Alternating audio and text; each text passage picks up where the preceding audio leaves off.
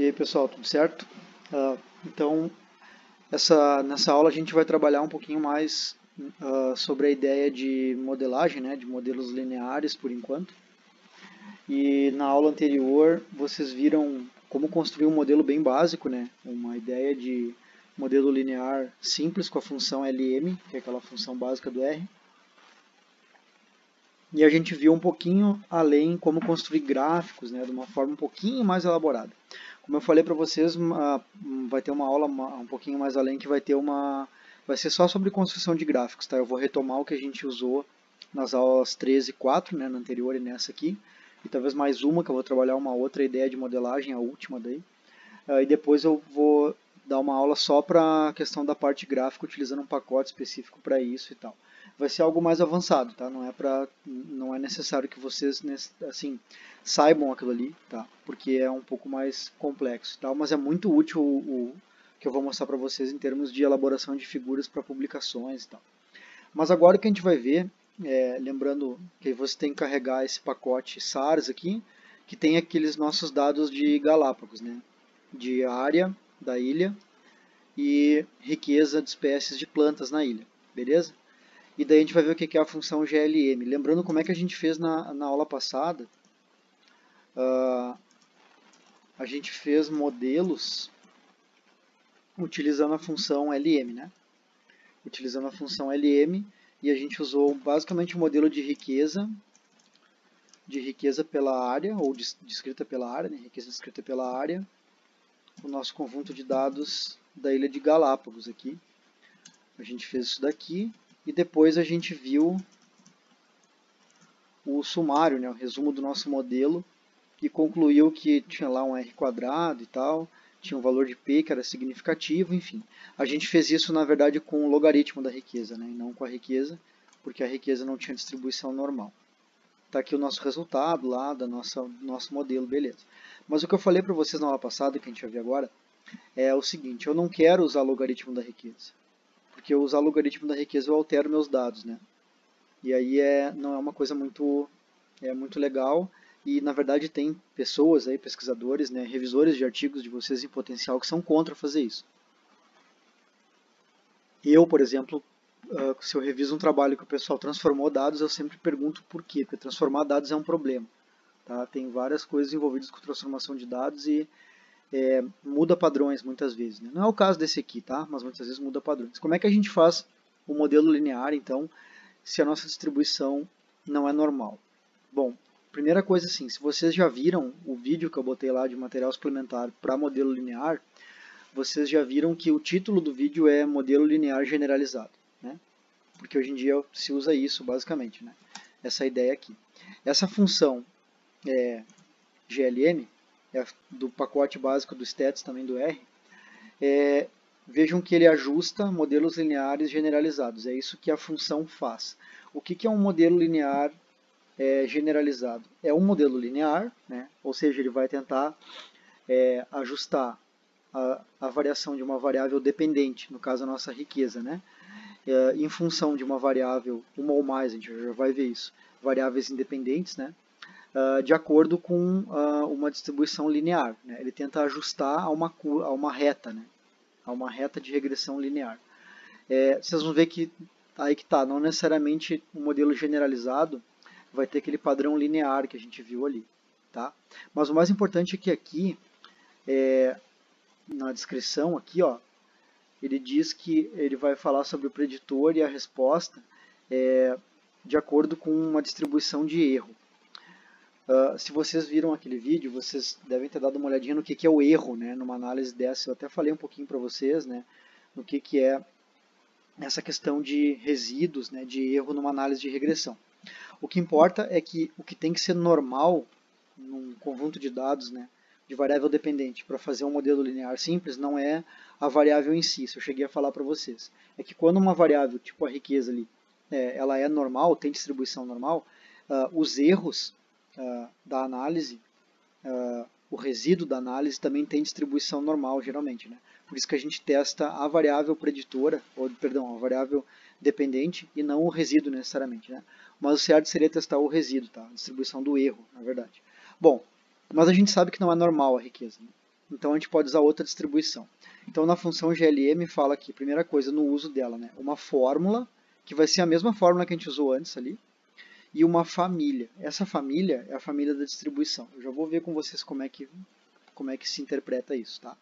Vamos criar aqui um modelo que eu vou usar a função GLM. E aí o R já me sugere coisas ali, mas basicamente eu quero a riqueza variando em função da área. E os meus dados são aqueles dados de Galápagos, certo? Vamos testar se funciona assim o meu modelo. Rodou o modelo, vocês viram? Não deu nenhum erro.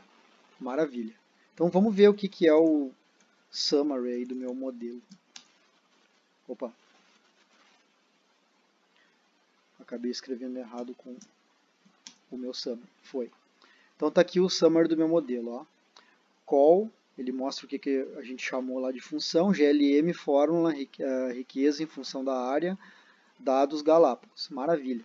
Olhem os coeficientes aqui, ignorem o desvio dos resíduos, a gente já falou sobre isso. E vamos ver o coeficiente do meu A, que é a área, né? Olha lá o meu p-valor da significativo, que legal. Então, olhem o valor de P aqui, 0.0234. Vamos rodar de novo o nosso modelo linear simples lá, sem o log, né? Só com a riqueza, porque é o que a gente fez ali. Olhem o que é o P do meu modelo linear simples, ó. É idêntico, né? Por que isso aconteceu? Porque quando eu faço um GLM, exatamente com a mesma fórmula, com a mesma sintaxe de um LM, eu estou fazendo a mesma coisa, tá? Basicamente. Só que vejam a diferença que para o modelo do GLM, eu não tenho um valor de R quadrado, estão vendo? Eu não gero um fit de modelo quando eu faço um GLM. Dá para gerar, eu já vou mostrar para vocês como é que faz, tá? Mas não tem aqui. E também não tem um p-valor do modelo, estão vendo? Não tem um p-valor total que nem tem no final aqui do meu teste de modelo linear simples, tá? Tem como a gente fazer isso, depois eu vou falar como que faz, tá? Mas o que importa aqui? O que importa é que vocês não incluíram, ou melhor, eu não incluí aqui, né? A família da distribuição do meu erro. E daí o default da função, default é o padrão da função, né? Quando eu não boto nada, é isso aqui que a função coloca. Então eu não colocar nada aqui, é a mesma coisa que eu ter feito isso aqui, ó. E eu fazer isso aqui é eu dizer para a função aqui, com esse argumento, que a distribuição do erro é uma distribuição gaussiana. Gaussiano é sinônimo de normal, tá? Não é bem sinônimo, tá? Mas para nós aqui e não é o que eu quero, né? Porque meus dados não são normais. Eu não quero fazer um modelo com base num erro, distribuição de erro normal. Eu quero fazer com outra distribuição. Vamos ver aqui no help da função. Aqui quando eu vou olhar a família nos argumentos, ó, eu vou ver a descrição da função argumentos família. Ó, uma descrição da distribuição do erro e da função de ligação, né, que vai ser usada no modelo. A gente pode usar vários, tá? Vamos ver aqui quando eu clico em família, vocês vão ver as que eu posso usar. Por exemplo, eu posso usar uma função binomial, uma distribuição de erro binomial. Essa distribuição de erro binomial é para quando eu tenho dados de presença e ausência, ou variável categórica em geral, não só presença e ausência, tá? Vejam o que acontece se eu coloco binomial aqui. Eu vou colocar binomial, vou tentar rodar a minha análise, tá? Com uma distribuição de erro do tipo binomial. Ó, deu um erro, estão vendo? Ó, erro quando ele avaliou a minha família ali de distribuição. Porque ó, os valores têm que estar entre 0 e 1. Então ele detectou que nos meus dados lá, de riqueza e de área, eu não tenho dados binários, nem categóricos, né? Categóricos, por exemplo, quantidade de, sei lá, uma nota de 1 a 5 para alguma coisa. Ou a gente vai ver daqui a pouco um exemplo mais além na disciplina, de níveis de urbanização, por exemplo, uma variável categórica. Né? Então eu tenho que usar outra distribuição de erro. Como eu sei qual distribuição de erro eu vou usar? Pessoal, daí é mais complexo, tá? Não dá para eu abordar com vocês na disciplina, porque daí demanda um tempo maior para explicar distribuições probabilísticas e como ver o melhor fit de erro, né? Para cada caso, né? Cada vez que eu faço um modelo desse eu tenho que ver isso. Como a gente tem dado de riqueza, dado de riqueza é número de espécies, né? Número de espécies tem a ver com contagem. Geralmente dados de riqueza e abundância se enquadram melhor numa distribuição chamada de Poisson, que é essa daqui que eu cliquei aqui do lado, tá? que é usado para dados de contagem em geral. Então a gente vai usar essa distribuição, tá, nessa análise. Não dá para explicar para vocês muito além disso, mas geralmente para dados de contagem, de riqueza, de número de alguma coisa, a distribuição de Poisson, que a ligação é log, né, a ligação do modelo vai ser a ligação logarítmica, né, é a que é mais usada, tá? Eu acho que eu vou fazer uma outra aula para vocês que eu explico isso aqui um pouquinho mais a fundo quando eu entrar em modelo linear de efeito misto, que eu vou falar um pouquinho mais além. Tá? Mas enfim, vou rodar. Rodei a minha análise, deu certo, não deu erro lá. E vou ver o meu summary do meu modelo. Então vamos ver. Está lá o meu call, GLM, fórmula, riqueza em função da área, família Poisson, perfeito, dados Galápagos. Coeficientes. Eu não falei para vocês ainda o que são esses coeficientes aqui, mas é bem importante que vocês apresentem, tá? Quando fazem uma análise. A estimativa, estimate aqui, isso aqui é o equivalente ao valor de beta de uma equação, tá? De uma equação de reta. Ou seja, é o valor de inclinação, tá? É o valor de inclinação. E é importante porque a estimativa, o sinal dela me diz o sinal da relação entre os meus dados, tá? Estão vendo que é positivo aqui? Se é positivo, é porque eu tenho uma relação direta entre riqueza e área. Né? Ou seja, quanto maior um, maior o outro. Quanto maior a área, maior a riqueza. Se fosse uma estimativa negativa para minha área, ali naquela descrição de resultado, eu teria uma relação inversa. Quanto maior a área, menor a riqueza. Que bom que não deu isso, né? Porque a gente estaria contrariando a única lei aí em ecologia, não ia ser muito legal. Essa segunda coisa é o erro, tá? É o erro padrão da análise. Isso aqui é o valor de Z, que é a estatística do meu teste. E aqui o meu p-valor. Vejam que o p-valor é significativo, né? Para a minha variável preditora. Então, legal, a área prediz, realmente é uma boa preditora do meu valor de riqueza. Beleza, só que daí tem um problema. Não é necessariamente um problema, tá? Mas é assim, eu não tenho aqui um valor de P associado a esse modelo. Eu tenho um valor de A e C, que a gente vai ver numa outra aula o que é isso, tá? Mas eu não vou considerar aqui o valor de A e C. Eu queria um valor de P para o meu modelo, que nem eu tenho para o meu modelo linear simples lá. Tem como fazer isso? Tem. Como é que eu faço isso? Eu tenho que criar um modelo nulo, tá? Um modelo nulo. O que é um modelo nulo? O modelo nulo, ele não vai ter a minha variável independente, tá? Eu vou ver a variação da riqueza em função de uma constante. Daí eu vou criar um objeto aqui, ó, que é o objeto nulo, tá? Objeto nulo. Eu vou fazer um GLM, parecido com o que eu fiz antes. Vou botar a riqueza em função de uma constante, que no caso aqui eu botei o número 1, tá? Para quais dados? Para os dados de Galápagos, né? E para qual família de distribuição de erro? Para a família Poisson, tem que ser a mesma coisa, tá? Rodei, criou meu modelo nulo. Como é que eu calculo um valor de P? Bom, eu calculo um valor de P comparando o meu modelo real com as minhas variáveis com o meu modelo nulo, certo? Porque o valor de P, lembrem, a gente já falou sobre isso, o valor de P tem a ver com a probabilidade de eu encontrar o meu padrão ao acaso, né? Ou seja, quando eu comparo o padrão que eu vi na natureza com o padrão nulo, a ideia seria quantas vezes eu encontro isso ao acaso. Eu não vou fazer na mão aqui para vocês isso, tá? Mas daria para a gente fazer bem parecido com o que a gente fez, aquele código que eu derivei para vocês, uma análise de reamostragem lá para o Bootstrap e tal, com aquele códigozinho. Não precisa fazer isso, tá? Tem um jeito muito fácil. A gente vai fazer uma análise de variância. Na verdade é um pouquinho mais que isso, vocês já vão ver. Eu vou fazer uma análise de variância comparando o meu modelo com o meu objeto nulo, né? Que é o meu modelo nulo. E daí eu tenho que dizer, no caso dessa ANOVA, que eu quero fazer um teste de Q quadrado. Que daí o código é esse aqui, tá? Vamos ver, eu vou rodar isso aqui. O que vai acontecer? Ó, tá aqui o meu resultado da minha ANOVA, tá? E tá aqui o resultado do p-valor do meu modelo, certo? E daí eu tenho aqui graus de liberdade, desvio do resíduo e desvio geral do modelo. Mas o que importa é o meu valor de P. Então, esse valor de P aqui, que é super baixo, né, é 2 vezes 10 a menos 16, aí tem 16 casas abaixo do zero para a direita do zero, né? É praticamente zero, né? A probabilidade do meu padrão ser acaso, né? Ou ser semelhante ao meu modelo nulo. Isso aqui é o P do meu modelo, tá? Ah, mas eu também não tenho R quadrado, né? Eu não tenho fit, né, do meu modelo. Eu não sei o quão bom é o meu modelo. Que nem eu sei lá no meu modelo linear. Lembrem, no meu modelo linear, o resultado dele me dá um R quadrado. E o R quadrado é super intuitivo, eu falei para vocês na aula passada, né? É o quanto que os pontos desviam da reta, né?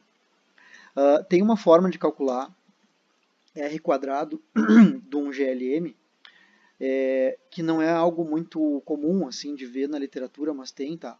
Que é uma coisa chamada, eu vou escrever para vocês saberem aqui, que é pseudo R quadrado, tá? Ou pseudo R, que é como o pessoal chama. Isso dá para calcular de várias formas. Uma delas é com esse pacote aqui, ó, que é o RCompanion, RCompanion, tá? Aí vocês instalem ele aí. Eu vou carregar o RCompanion e eu vou usar essa função aqui, que é Nagelkerk, tá? O nome da função. E eu vou usar ela. Eu não vou explicar para vocês para que serve essa função em específico, tá? É bem mais complexo do que calcular pseudo R. Mas vocês vão ver que ela é bem útil para quando a gente faz um GLM. Por quê? Porque eu vou lá e boto o meu modelo aqui, certo? Modelo.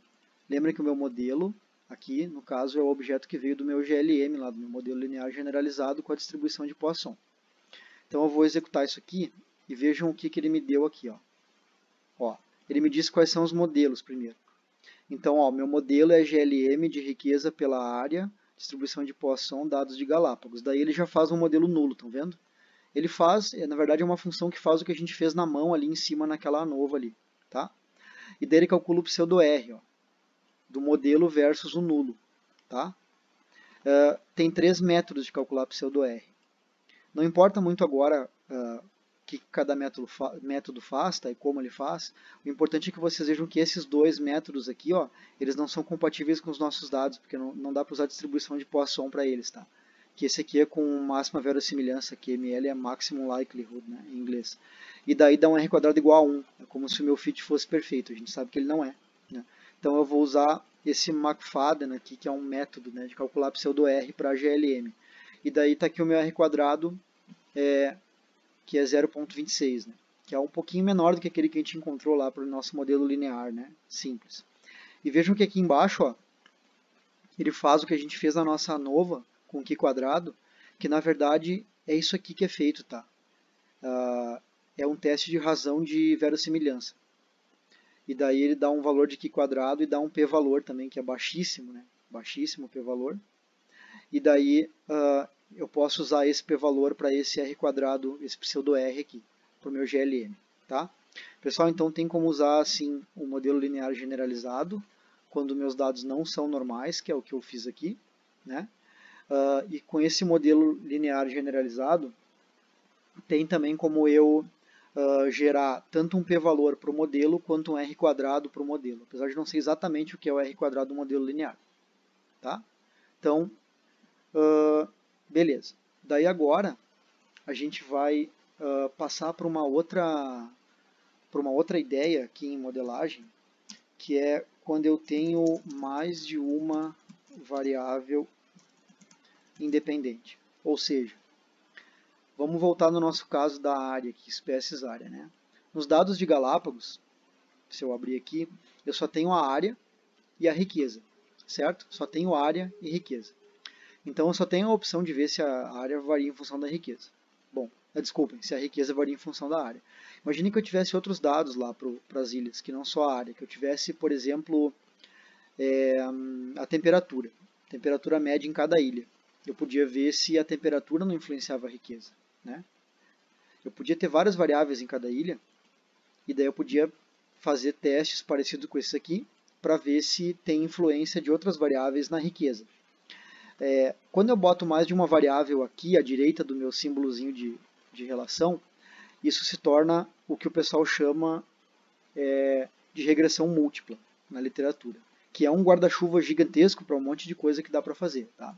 Eu vou mostrar para vocês um exemplo com um conjunto de dados que a gente vai usar daqui para frente algumas vezes, que são um conjunto de dados sobre epifitismo.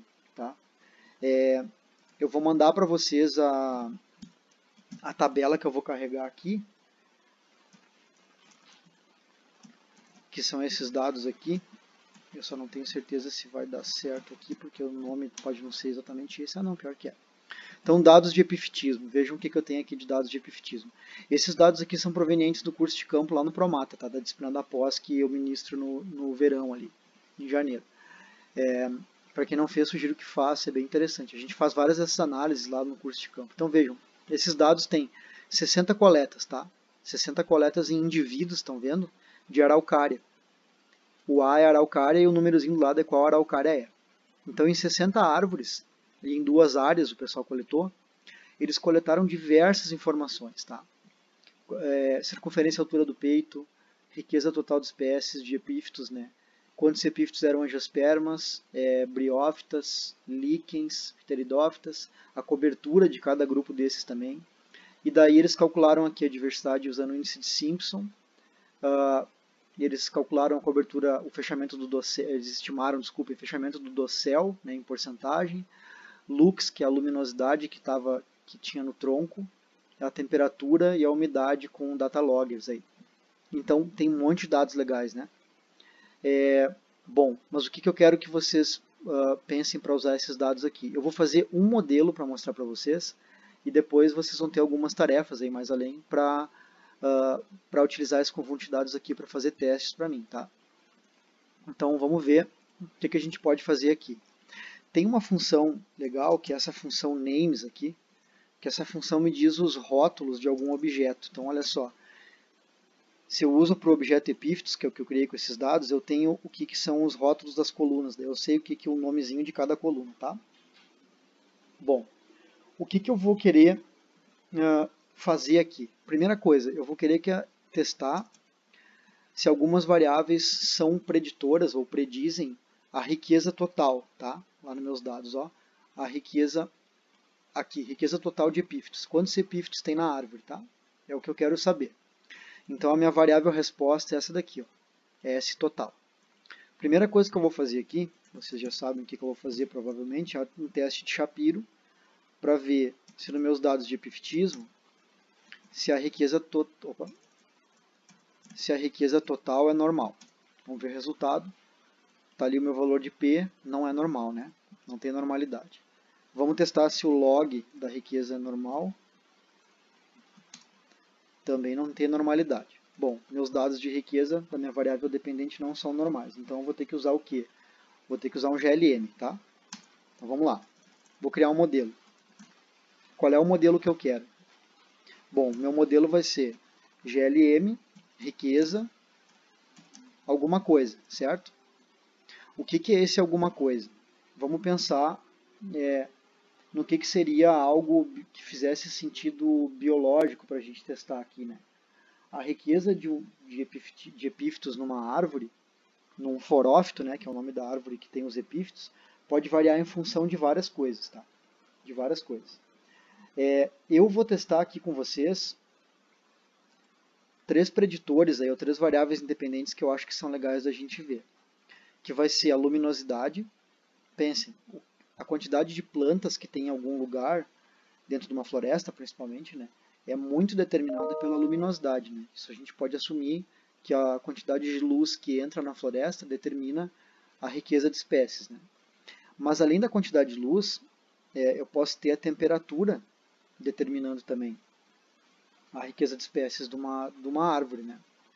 E eu posso ter também a umidade determinando a quantidade de espécies de epífitos de uma árvore. Por quê?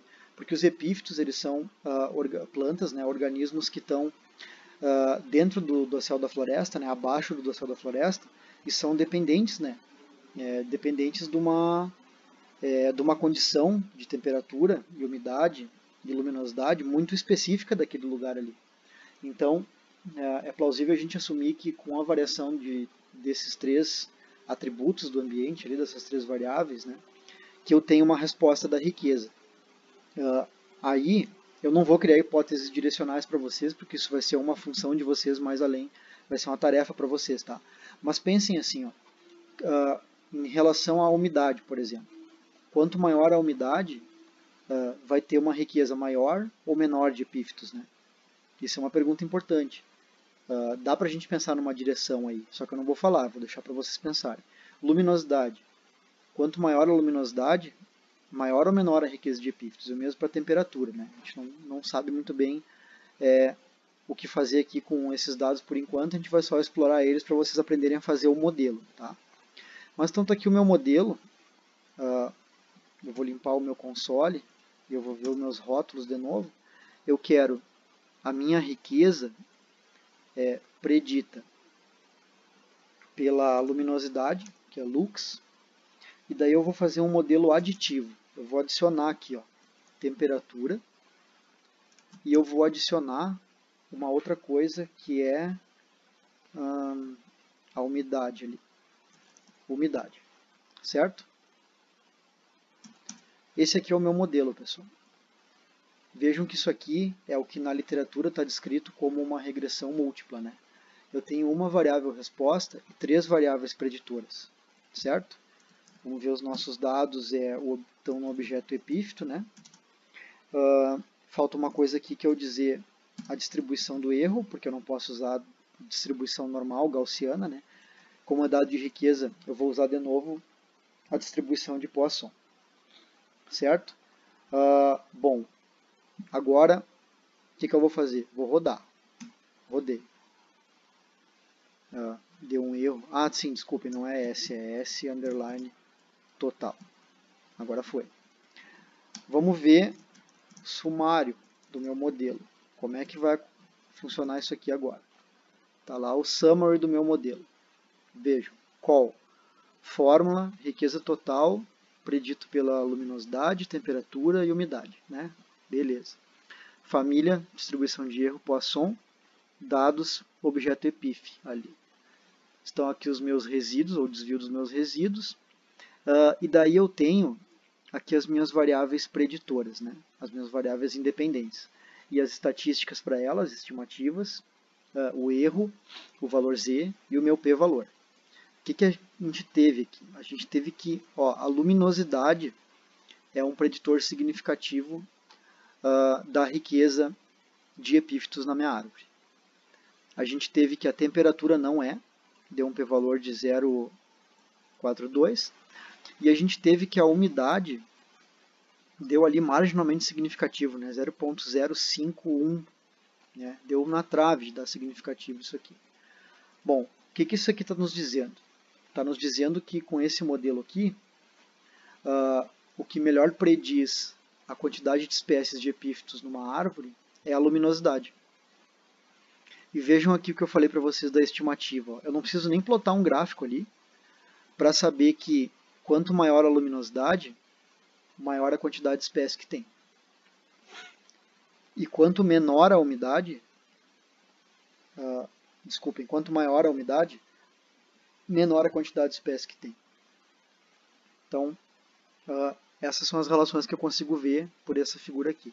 Claro, isso aqui não deu significativo, tá, pessoal? Mas deu na margem ali de significância. É assim que a gente faz um modelo, utilizando o modelo linear generalizado, né, com essa distribuição de Poisson, para mais de uma variável preditora. Tá? O meu modelo não tem um R quadrado, lembram? Nem um p-valor do modelo. Né? Daí como é que a gente faz isso? A gente pode usar, que nem eu fiz aqui em cima, a criação de um modelo nulo, que nem a gente fez, ou a gente pode usar a questão do pseudo-R. Né? Então, vamos criar um modelo nulo na mão para a gente aprender a fazer isso melhor, novamente. O nome vai ser nulo. E eu vou criar ele com um GLM da riqueza total em função de uma constante. Os meus dados estão no objeto epífito. E a família do meu erro é Poisson. Então, criei meu objeto nulo. E agora eu faço uma ANOVA do meu modelo contra o meu modelo nulo. Utilizando como teste um Q², né? Para a gente ter as variâncias como a gente fez antes. Então, vamos ver o nosso p-valor. Olha que legal, nosso modelo dá significativo 0,001. Pessoal, isso aqui é muito importante que vocês saibam fazer e façam quando vocês usarem o modelo generalizado, porque assim, ó, não adianta a gente fazer o nosso modelo completo, que nem a gente fez aqui, e a gente avaliar os nossos p-valores das variáveis independentes de forma independente, olhando cada p-valor das variáveis ali, se eu não puder afirmar que o meu modelo geral é significativo. Só faz sentido eu olhar p-valor de variáveis preditoras se eu tiver um p-valor significativo, se meu modelo geral for significativo. E para avaliar se meu modelo é significativo, eu faço uma análise de variância, né? Uma alternativa é usar o R-Companion, que nem eu falei antes, para calcular o pseudo-R também. Podem testar se for o caso, tá? Depois que vocês tiverem um script aí para trabalhar. A última coisa que a gente vai ver agora nessa aula é uma introdução muito rápida, tá? Sem dar muito detalhe, da inclusão de variáveis aleatórias nos modelos. A gente só tem variáveis internas ou intrínsecas aqui aos modelos. A gente tem variáveis que a gente está querendo ver ou a resposta delas, como a riqueza total, ou o quanto que essas variáveis aqui, que são as independentes, predizem a variação da minha variável resposta, né? Mas eu posso ter variáveis que eu assumo que elas têm potencial para influenciar a minha variável dependente, mas eu não quero botar elas no modelo assim, eu não quero saber a resposta da minha variável dependente em relação a elas. Para ficar mais claro, vejam os dados de epífito lá, lembrando dos dados, tá? O que a gente usou de variáveis? A gente usou a riqueza total, que é essa coluna aqui, como variável dependente, e essas três últimas colunas aqui, né, como variáveis independentes. O que é uma variável aleatória aqui? Uma variável aleatória é a área. Ó, tem área 1 e 2, estão vendo? Eles coletaram, quem trabalhou nesse grupo no curso de campo, eles coletaram epífitos em araucárias em duas áreas separadas, uma da outra. Isso é legal, porque tem réplica, né? Legal, tem que coletar em duas áreas, que bom. Só que tem um problema também, né? Eu posso ter simplesmente na área 1 riqueza maior do que na área 2, né? E daí isso vai influenciar o meu padrão quando eu tentar ver a resposta da riqueza em função dessas variáveis aqui, né? Porque eu posso detectar a diferença entre áreas e não diferença em função de luz, temperatura e umidade. Uma alternativa seria eu pegar esse modelo aqui e botar um mais aqui. Opa! E botar um mais aqui e escrever a área, certo? O que isso ia me mostrar? Ia me mostrar se tem diferença de riqueza entre as áreas. Só que assim, não é a minha pergunta isso. A minha pergunta não é saber se tem diferença de riqueza entre áreas. Eu quero controlar isso. Eu quero dizer para o meu modelo que pode ter diferença entre áreas, mas eu quero descontar isso do meu resultado. Eu não quero incluir como um resultado. Como é que eu faço isso? Eu tenho que incluir como variável aleatória. Para incluir como variável aleatória, eu vou ter que usar uma coisa chamada modelos lineares de efeito misto. Tá? A sigla para isso eu vou botar para vocês num outro vídeo que vai falar sobre modelos de efeito misto. Em inglês é Mixed Effects Models, assim, modelos de efeito misto, tá? Tem um pacote, tem vários na verdade, para a gente trabalhar em relação a isso, mas o que eu vou mostrar para vocês aqui é o pacote LME4, tá? Que ele calcula ou ajusta modelos mistos, tá? E a função para isso é glmer, que é essa função aqui. Vamos ver ela. Ó, ele ajusta modelos lineares de efeito generalizados de efeito misto. Tá? Por que tem que ser um modelo linear generalizado de efeito misto? Primeira coisa, esqueci de escrever isso aqui. Porque tem uma outra coisa que existe, que é o modelo linear de efeito misto. Que daí é quando eu tenho dados normais, né? Se eu fosse fazer um modelo com, que nem a gente fez lá no início da aula, com LM, com modelo linear simples, eu usaria modelos lineares de efeito misto. Como eu estou usando um GLM aqui, eu não tenho dados normais, estou usando uma família Poisson, eu tenho que usar modelo linear generalizado de efeito misto, que esse essa função, o pessoal chama de glimmer, tá? Essa função aqui, que tem uma tradução engraçada em inglês, tal, que é uma piada, na verdade. Mas enfim. A sintaxe dessa função é muito parecida com o que a gente tinha feito antes ali, tá? Então, eu vou usar a função para escrever a minha riqueza total como variável dependente, né? E aí eu posso até copiar isso aqui. Eu vou lá em cima e copio aqui, ó, lux, temperatura e umidade. Lux, temperatura e umidade. E daí copio até isso aqui, os dados e a família, tudo é igual, tá? Tudo é igual. O que falta eu informar aqui? Falta eu informar a minha variável aleatória, a minha variável que eu quero, como eu falei para vocês, controlar, né? Como é que eu coloco isso? Eu coloco assim, ó, com essa sintaxe aqui. Eu coloco mais uma adição no meu modelo, porque eu tenho mais uma variável aqui, e essa variável vai ser a área. Só que a sintaxe é essa aqui, é 1, e isso aqui é aquele tracinho vertical que tem no teclado ali, tá? Área. Beleza? Isso aqui é a sintaxe que eu crio para o meu modelo. Vamos rodar ele. A gente rodou ele. Ele deu uma mensagem de aviso aqui, não é um erro, né? Ele está dizendo que nosso ajuste é singular. Eu não vou entrar em detalhes do que é isso, tá? Mas vocês podem colocar essa função aqui, perguntando se é singular um modelo, que daí eu vou explicar para vocês lá. Não é necessariamente um problema um modelo ser singular, tá? Nesse caso aqui não é, às vezes é. Tá, daí vamos olhar o meu summary do meu modelo novo ali. De novo eu errei aqui, summary, foi.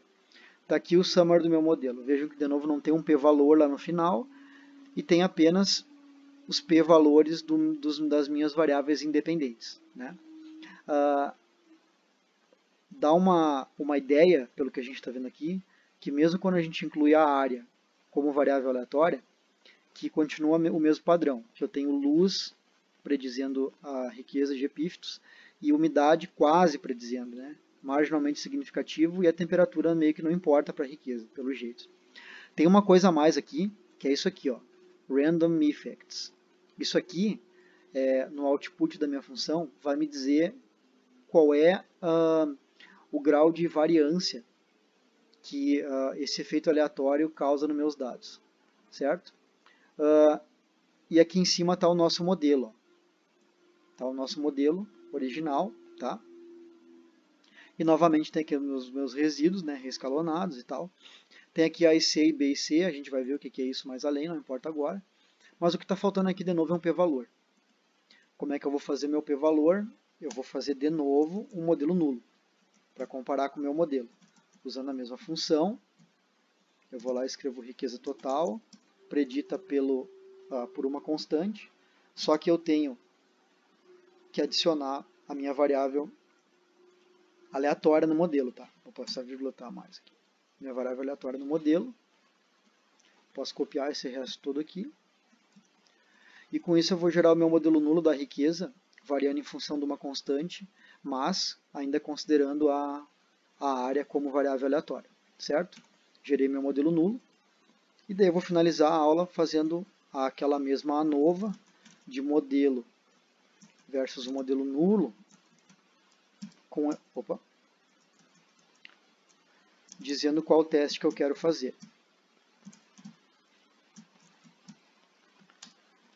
Está aqui o nosso resultado.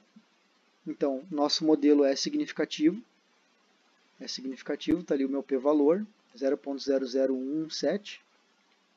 E nesse modelo sendo significativo, quer dizer que mesmo incluindo a área, controlando a área,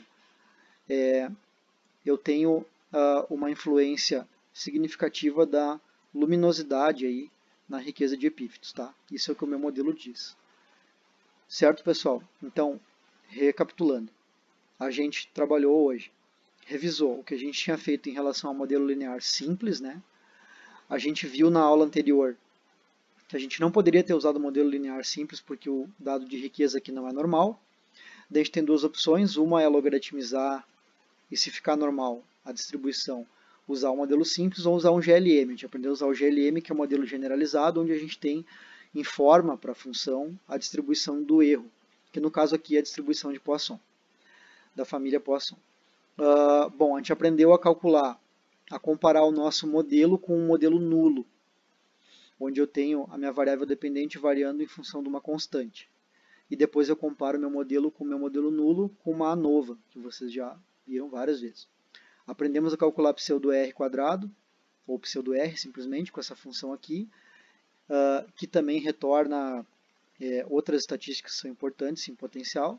Aprendemos num GLM a colocar mais de uma variável independente, transformando a nossa análise de uma regressão com mais de uma variável, numa regressão múltipla. E finalmente aprendemos com modelos generalizados de efeito misto a adicionar o efeito misto, que é a variável aleatória, certo? É isso, pessoal. Na próxima aula eu vou ensinar para vocês uma coisa que faltou nessa aula aqui, que é a gente testar a interação entre variáveis independentes.